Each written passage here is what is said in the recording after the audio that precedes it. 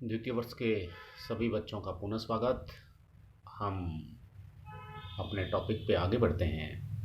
देखिए, आज एक बहुत इंटरेस्टिंग टॉपिक है और इंटरेस्टिंग टॉपिक के साथ में थोड़ा सा मैथमेटिकल पार्ट है, टेक्निकल भी है।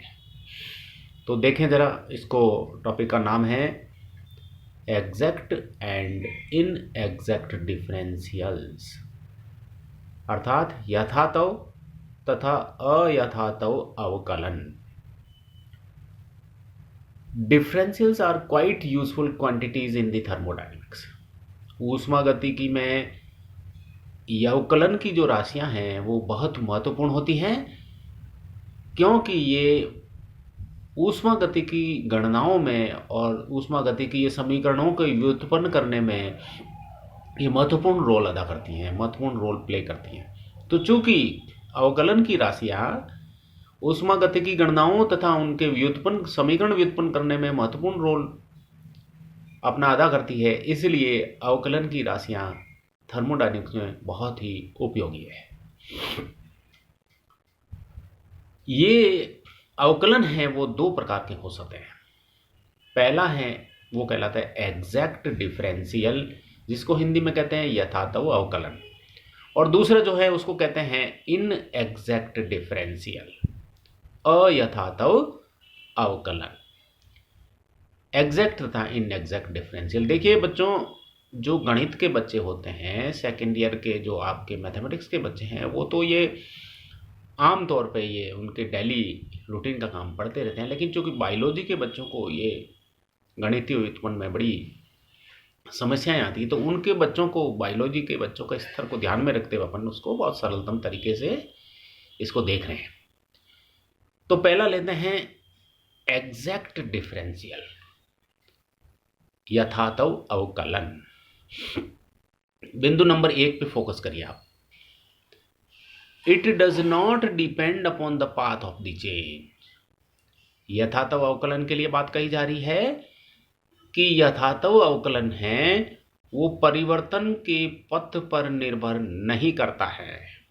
पहली बात क्या कही? परिवर्तन के पथ पर निर्भर नहीं करता है। कौन नहीं कर रहा है? यथातव अवकलन। यथातव अवकलन के लिए दूसरी बात क्या हो गई? It depends upon the initial and final state of the system, अर्थात यथातव अवकलन निकाय या तंत्र की प्रारंभिक तथा अंतिम अवस्थाओं पर निर्भर करता है।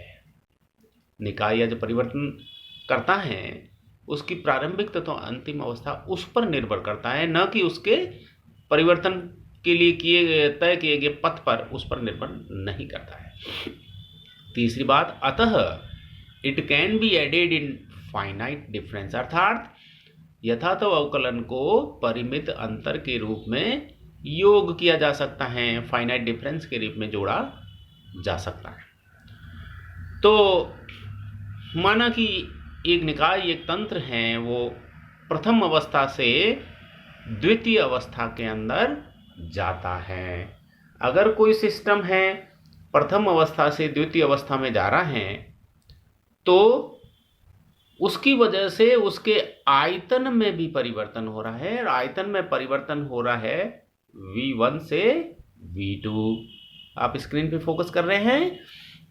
तो फर्स्ट स्टेट है उसमें आयतन था V1, और दूसरी स्टेट हो गई सेकंड स्टेट, उसमें आयतन हो गया V2। तो एक निकाय प्रथम अवस्था से द्वितीय अवस्था में जा रहा है, और द्वितीय अवस्था में जाने के कारण इनकी प्रथम अवस्था में आयतन V1 है और द्वितीय अवस्था में आयतन V2 है। तो ऐसी स्थिति में क्या होगा? अतः आयतन में क्या हुआ? परिवर्तन हो गया। कैसे हुआ? कि प्रथम अवस्था में V1 था और द्वितीय अवस्था में V2 हो गया। तो dV यानी चेंज इन वॉल्यूम, आयतन में परिवर्तन क्या होगा? आयतन में परिवर्तन हो गया। स्क्रीन पे फोकस करें आप वापस, देखें आयतन में परिवर्तन dV, ये it is equal to V2 minus V1।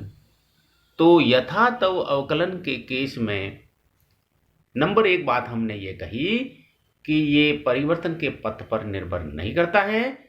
दूसरी बात ये कही कि ये प्रारंभिक निकाय की प्रारंभिक और अंतिम अवस्था पर निर्भर करता है। और तीसरी बात ये कही कि ये फाइनाइट डिफरेंस के रूप में परिमित अंतर के रूप में इसको योग किया जा सकता है। तो परिमित अंतर के रूप में जब परिवर्तन होगा तो उसको परिमित अंतर के रूप में जोड़ा जा सकता है। तो हमने माना कि सिस्टम फर्स्ट स्टेट से दूसरी स्टेट सेकंड स्टेट में गया है, तो आयतन में परिवर्तन V1 से V2 हो गया, तो आयतन में परिवर्तन dV equal to V2 minus V1 होगा। चौथे बिंदु पे फोकस करिए स्क्रीन पे। यथातव अवकलन के लिए फोर्थ पॉइंट क्या कह रहा है? अवस्था फलन यथातव अवकलन होते हैं। तो जितने भी अवस्था फलन है, स्टेट फंक्शंस हैं, हमने पहले पढ़ा था। स्टेट फंक्शन आपको याद होगा, pressure, volume, temperature, energy, enthalpy, ये सभी अवस्था फलन है। तो अवस्था फलन सारे के सारे यथातव अवकलन होते हैं। और चूंकि ये यथातव अवकलन है, इसलिए ये सभी की सभी राशियां हैं, इनका they can be integrated between suitable limits. ये उपयुक्त सीमाओं के बीच में समाकलित की जा सकती हैं। यह अवस्था फलन यथातव अवकलन होते हैं, इसलिए ये उपयुक्त सीमाओं के बीच में इनका समाकलन किया जा सकता है। और चूंकि इनका उपयुक्त सीमाओं में समाकलन किया जा सकता है, इंटीग्रेशन किया जा सकता है, इसलिए therefore they result in finite difference, इसलिए ये परिमित अंतर के रूप में परिणाम देते हैं।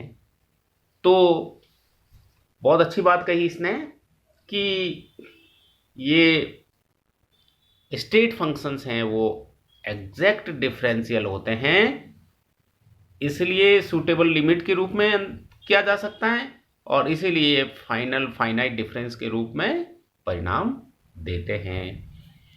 अब लेते हैं अपन दूसरा, यानी कि इनएग्जैक्ट डिफरेंशियल यानी अयथातव अवकलन। बिंदु नंबर 1 पे फोकस करिए आप। क्या कह रहा है? It depends upon the path of the change. यह परिवर्तन के पथ पर निर्भर करता है। यथातव अवकलन में क्या देखा था कि वो परिवर्तन के पथ पर निर्भर नहीं करता है, जबकि अयथातव अवकलन कह रहा है कि परिवर्तन के पथ पर निर्भर कर रहा है। पहला अंतर। दूसरी बात, इनएग्जैक्ट डिफरेंशियल के लिए दूसरे बिंदु पे फोकस करें स्क्रीन पे। It does not depend upon the initial and final state of the system. यह निकाय की प्रारंभिक और अंतिम अवस्था पर निर्भर नहीं करता है। निकाय जो परिवर्तन करता है उसमें पहली अवस्था और दूसरी अवस्था, यानी निकाय की प्रारंभिक और अंतिम अवस्था पर यह निर्भर नहीं करती है अयथातव अवकलन। जबकि यथातव अवकलन क्या करता था? निकाय के प्रारंभिक और अंतिम अवस्था पर निर्भर करता था। तो तीसरे बिंदु फोकस करिए। अतः इसको परिमित अंतर के रूप में नहीं योग कर सकते हैं। Hence it cannot be added in finite difference. परिमित अंतर के रूप में अयथातव अवकलन राशियों का योग नहीं किया जा सकता, जबकि वहां किया जा सकता था। क्यों? क्योंकि वो प्रारंभिक और अंतिम अवस्था पर निर्भर करते थे। अब फोर्थ बिंदु पर फोकस करिए। Since these are not state functions, चूंकि अयथातव अवकलन है वो अवस्था फलन नहीं होते हैं। चूंकि ये अवस्था फलन नहीं है, इसलिए ये उपयुक्त सीमाओं के बीच में इनका समाकलन नहीं किया जा सकता। Since these are not state functions, hence cannot be integrated between suitable limits. अवस्था फलन नहीं होने के कारण उपयुक्त सीमाओं के बीच में इनका समाकलन नहीं किया जा सकता, इसलिए ये पूर्ण राशि के रूप में परिणाम देते हैं। क्या करते हैं? पूर्ण राशि के रूप में परिणाम देते हैं। तो देखो, दो बातें गई। ये पहली बात तो ये है कि ये स्टेट फंक्शन नहीं है। चूंकि ये स्टेट फंक्शन नहीं है, इसलिए इनका इंटीग्रेशन सुटेबल लिमिट्स के बीच में नहीं किया जा सकता। सुटेबल लिमिट्स के बीच में नहीं किया जा सकता, इसलिए ये किस रूप में परिणाम देते हैं? कंप्लीट क्वांटिटी के रूप में परिणाम देते हैं। तो अतः integration from 1 to 2 into d Q is equal to Q. देखो, आप पूर्ण राशि के रूप में दिया समाकलन। इंटीग्रेशन फ्रॉम, आप देखिए इसमें इंटीग्रेशन फ्रॉम 1 to 2, पहली पोजीशन से दूसरी पोजीशन में इंटीग्रेशन किया। किसका किया? डी क्यू का। तो पूर्ण राशि के रूप में समाकलन। तो hence results in results in complete quantity, जबकि वहां कंप्लीट क्वांटिटी के रूप में नहीं, परिमित अंतर के रूप में था। दूसरा, integration from Q1 to Q2, यहां की बात कर रहे हैं। Q1 to Q2 into d Q क्या होगा, will not be equal to Q2 minus Q1। ये देखिए यहाँ पे will not be equal to Q2 minus Q1, जबकि यथातथ अवकलन के लिए क्या होता था, वो डिफरेंस परिमित अंतर के रूप में जोड़ा जा सकता है। इसी तरह से जैसे W है तो integration from W1 to W2 will not be equal to, ये यहाँ भी यही स्थिति है, will not be equal to W2 minus W1, अर्थात इनको परिमित अंतर के रूप में योग नहीं किया जा सकता। तो ये यथातव तथा अयथातव राशियां क्या होती हैं, उनके हमने 4 बिंदु लेकर के इनको समझा और वो किस प्रकार से ऐड की जा सकती हैं। अब जो सबसे ज़्यादा अपने काम आ रहा है, एग्जैक्ट डिफरेंशियल इक्वेशन, यथातव अवकलन समीकरण क्या होती हैं उसके बारे में देखें। तो माना कि Z जो है वो एक एक्सटेंसिव प्रॉपर्टी है किसी सिस्टम की। हम कल्पना कर रहे हैं कि ये जो Z है वो किसी सिस्टम या निकाय की एक मात्रात्मक गुणधर्म है, और ये जो Z है वो x तथा y का फलन है। x और y का फलन, ये दो चर है इसके। x z जो है वो x और y चरों का फलन है। तो अपन गणितीय भाषा में लिखेंगे तो कैसे लिखेंगे, 10 z is function of x and y। ये देखो, इसको भाषा के रूप में जो ऊपर लिखा हुआ था, ये लाइन पूरी की पूरी, इसको हमने गणितीय रूप में ऐसे लिख दिया।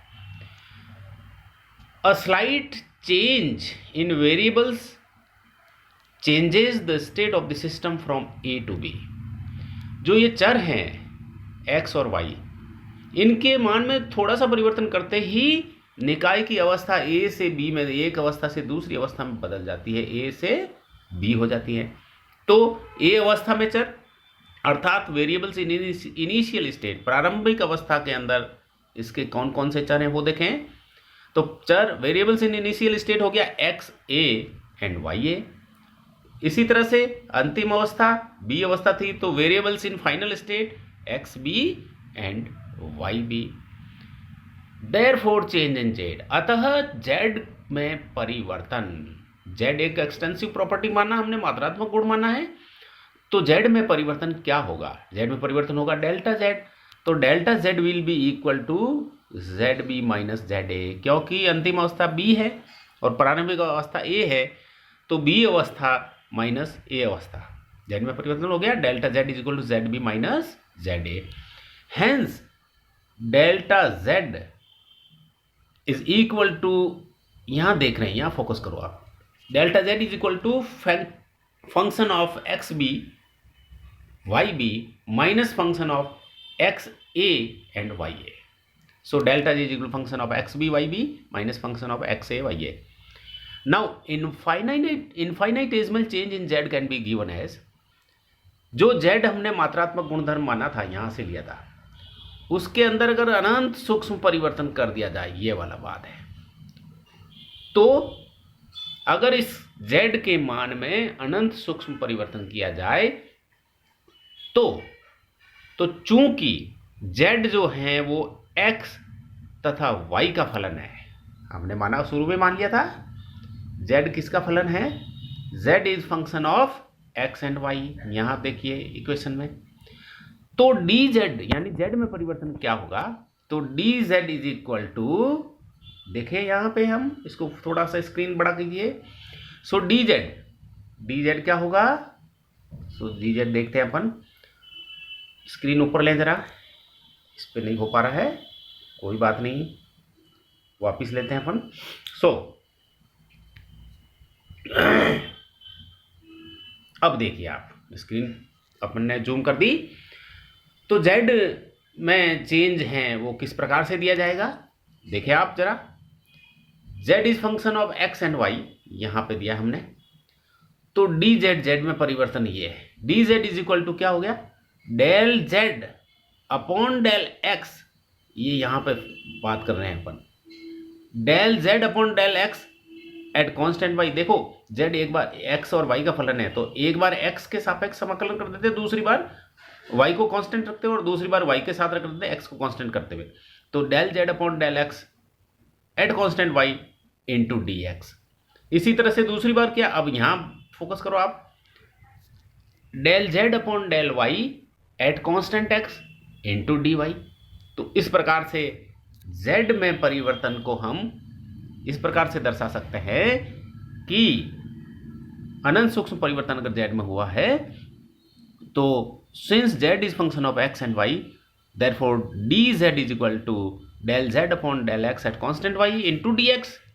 जिसके सापेक्ष हमने इसको इंटीग्रेट किया है उसी से मल्टीप्लाई कर देते हैं into del Z upon del y at constant x into d y.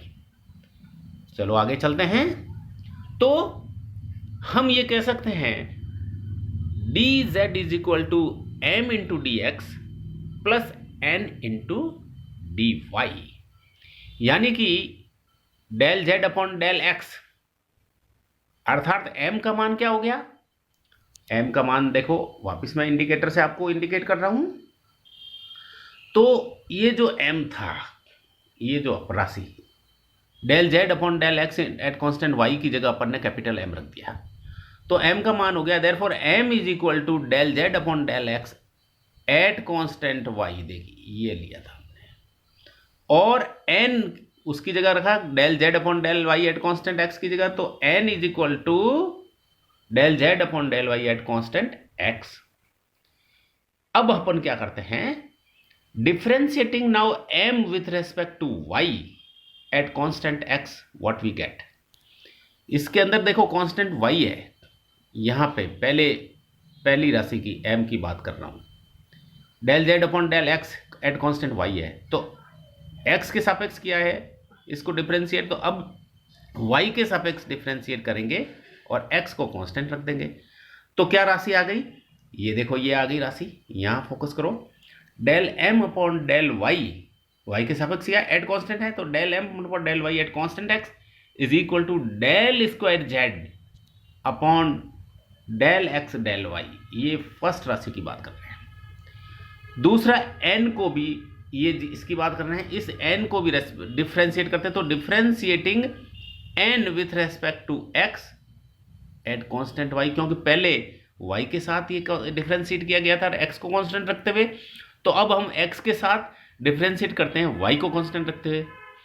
तो वैल्यू क्या आ गई, del n upon del x at constant y is equal to, आप ये देखिए आराम से यहां अपना काम हो रहा है, तो del n upon del x at constant y is equal to del square z upon del y into del x। ये इक्वेशन मिल गई m और n के मान। इनको हमने अब दोनों चरों के साथ में, एक बार फर्स्ट चर के साथ में डिफरेंशिएट किया सेकंड को स्थिर रखते हुए, दूसरी बार सेकंड के साथ में डिफरेंशिएट किया फर्स्ट को स्थिर रखते हुए, तो हमारे पास ये मान ये आए। अतः इसलिए क्या होगा, डेल m, अब इस फाइनल पॉइंट की बात कर रहे हैं, del m upon del y at constant x। देखो तो del m upon del y at constant x, ये जो राशि थी यहां की, इसकी बात कर रहे हैं और इन दोनों को तुलना की जाएगी अब। तो del m upon del y at constant x, ये लिखा यहां पे हमने, किसके बराबर हो गया, is equal to del n upon del x at constant y। ये दोनों राशियों को एक बता दिया हमने। तो अतः del m upon del y at constant x will be equal to del n upon del x at constant y। This is called Euler reciprocal relation. ये जो उपरोक्त समीकरण आई है, ये वाली ये del m upon del y at constant x is equal to del n upon del x at constant y, इसको कहते हैं यूलर रेसिप्रोकल रिलेशन। ये यूलर रेसिप्रोकल रिलेशन कहलाता है। और यूलर रेसिप्रोकल रिलेशन जो है वो सदैव अवस्था फलन के लिए ही लागू होता है। तो अगर अवस्था फलन नहीं है तो यूलर रेसिप्रोकल रिलेशन उस पर लागू नहीं होगा। तो यथातव अवकलन की जो राशियां हैं वो सारे की सारे जो है वो स्टेट फंक्शंस से रिलेटेड हैं, इसलिए उन पर यूलर रेसिप्रोकल रिलेशन लागू होता है। तो हमने आज की कक्षा के अंदर विशेष रूप से बायोलॉजी के बच्चों को ध्यान में रखते हुए, गणित के बच्चे तो तुरंत कर लेते हैं इसको चुटकियों में, उनको उनकी प्रॉब्लम्स को ध्यान में रखते हुए इसको बहुत सरल तरीके से हमने देखा। क्या देखा? यथातव तथा अयथातव अवकलन, एग्जैक्ट एंड इनएग्जैक्ट डिफरेंशियल, उन दोनों को 3-3, 4-4 बिंदु के मार्फत से हमने एक्सप्लेन किया। फिर एग्जैक्ट डिफरेंशियल इक्वेशन क्या होती उसको देखी, कैसे किस तरह से डिफरेंशिएट किया जा सकता है, किस तरह से इंटीग्रेशन किया जा सकता है, और लास्ट में हमने यूलर रेसिप्रोकल रिलेशन हमारा प्राप्त हुआ जो कि स्टेट फंक्शन पे लागू होता है। तो आज अपन यही विराम देते हैं। धन्यवाद।